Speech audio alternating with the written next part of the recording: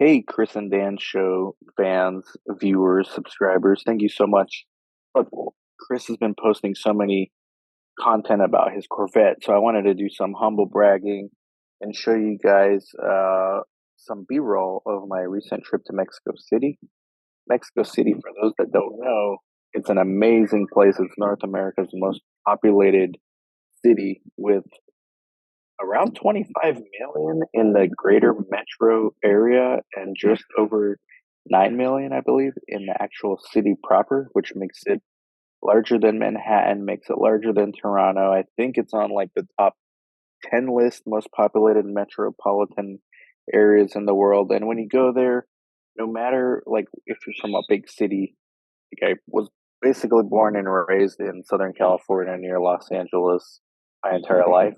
This is overwhelming. This is like Manhattan and LA had a baby because the people here are relatively laid back and the city's sprawled out, kind of like LA, but there is some density like you get in Manhattan, especially in certain places. There may not be as many skyscrapers or as tall skyscrapers because of the earthquakes that they deal with, but there are definitely buildings everywhere, especially in the center zone, Reforma.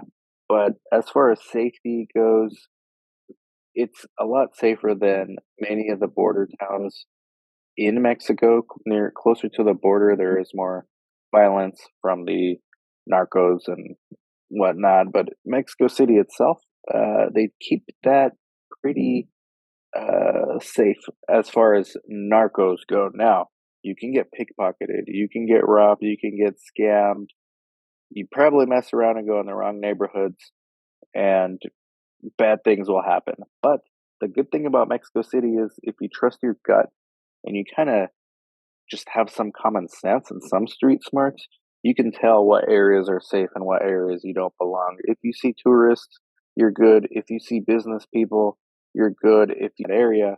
But it's common sense, just like any US city. Although when you are American, you definitely look out of place. I kind of blended in a little bit, but people can tell based on the clothes that you're American, even though my facial features sometimes I could be mistaken for Hispanic. I'm not. I'm Romanian. My wife is Mexican, but even she can. People can tell she's American. It's goes by the clothes, and I do recommend it. They have a lot of activities. Um, Someone was asking me if it's a family friendly place. You can bring kids. There's probably better places to go with kids, unless your kids are old enough to appreciate history and museums and Mexican folklore. Um, Probably better to go to a resort town. This is not a resort town. This is not Cancun. This is not a vacation destination, although there are lots of tourists. There's a lot of business going on. I actually did a good amount of business when I was here myself, meeting up with fellow clinical researchers. But the way I summarize Mexico City is basically like 1,000 plus little neighborhoods kind of melting together, and every neighborhood has its own characteristics. There are neighborhoods where you would think you're in the United States, like in a very exclusive city, especially Polanco and Roma, some of those places where the really high end restaurants are, the posh cafes. But then in downtown, if there is such a thing as downtown, sort of in the center, Reforma, which is like the busiest streets and all those famous roundabouts that you see in the movies and stuff.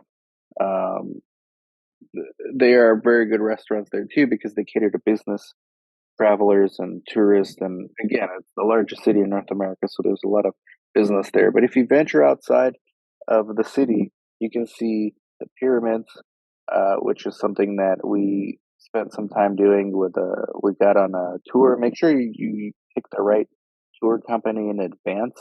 And the one thing I regret is on the tours, they kind of make you eat at certain restaurants. So they'll essentially, when you're on a tour, bus, and we took 2 of our 7 days in Mexico City. We went on the tour, uh, the guided tour with a bus, which was really cool. Everybody was nice. It was super comfortable. They did a good job showing you around, and we actually ended up going back to some of those places later just to see them ourselves more in depth. But the food, I have a gripe with the food stops because they will stop you to eat at what I consider either tourist traps or just hole in the walls that are not that noteworthy. They just have relationships with the tour company. I ended up actually getting like a really bad case of food poisoning. Luckily, not till I got back to the United States from Mexico City, so it didn't actually ruin my trip. But both my wife and I got sick. Most likely, it's hard to tell from where, because we ate at a bunch of different places. But I suspect it's from one of the hole in the walls that the tour guides kind of make you eat at because you're a captive audience. But there's nice places you can see within the city, outside the city. Here you can see some of the B-roll. I'm at Coyoacan. This is a place where it's like a older village within Mexico City. Churches are very important to this place. Traditional Mexican culture. There's a lot of Aztec culture, especially if you go on the tours and you go to the museums and you go to the pyramids, where you could learn about the pre-Spaniard times of Mexico, which a lot of those that folklore still runs deep in Mexico to this day. Here you could see me actually eating crickets, which I don't actually think I got sick from that, believe it or not. Those are just like pure protein. But some of those villages, like those little smaller villages, historical villages within Mexico City, really cool. Frida Kahlo's museum. This is the house that she actually grew up in.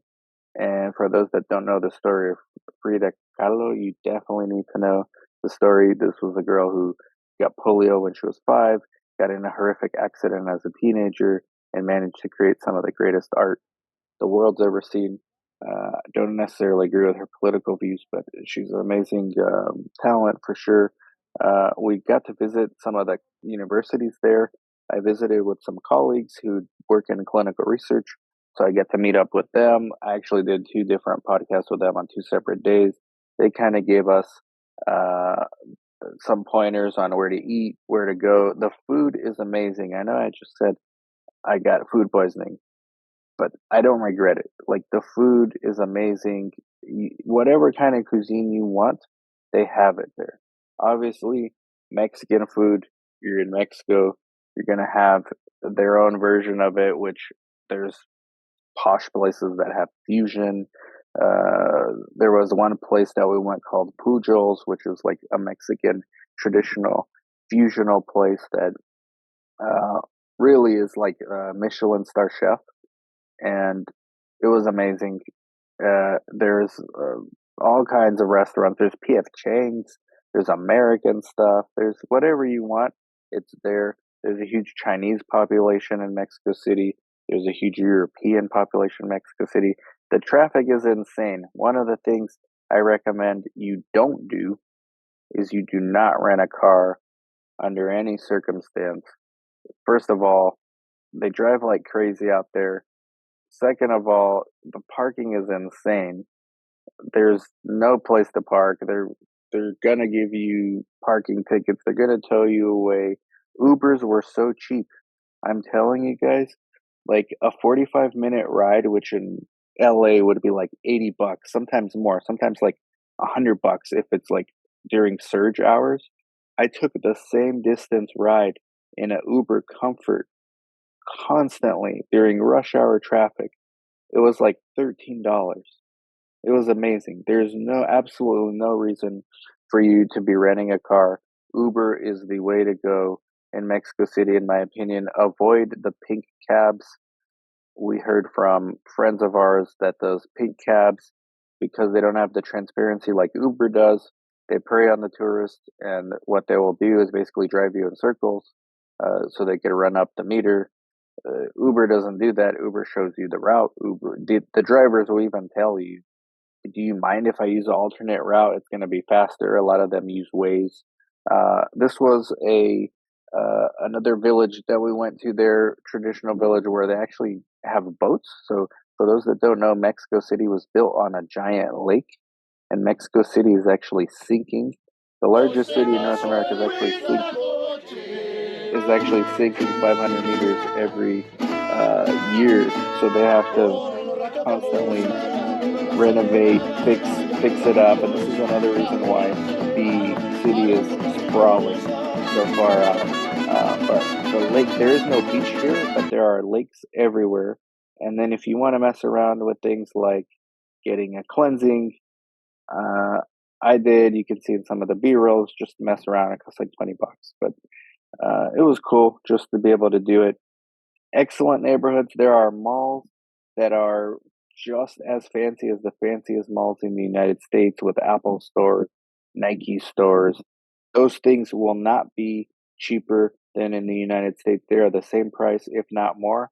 But look for the European clothing stores. I got a really good discount on a couple of things from European stores and Mexican stores that were cheaper. So, food and services and transportation way cheaper. Things, especially if they're American, not cheaper. All in all, I highly recommend Mexico City, especially if you are with a significant other or friends, or your kids are old enough to appreciate history and culture and things like that. It is not a resort town. People do not walk around with shorts and sandals. In that respect, it is more like New York, where they are more formal in their dress, but people are laid back, more or less, in their attitude, especially when they realize that you're not from there, especially if you're from the United States or Europe. It's a must. It's a must see, in my opinion, at least once in your lifetime. Thank you, Chris and Dan Show. Catch you later. Bye bye.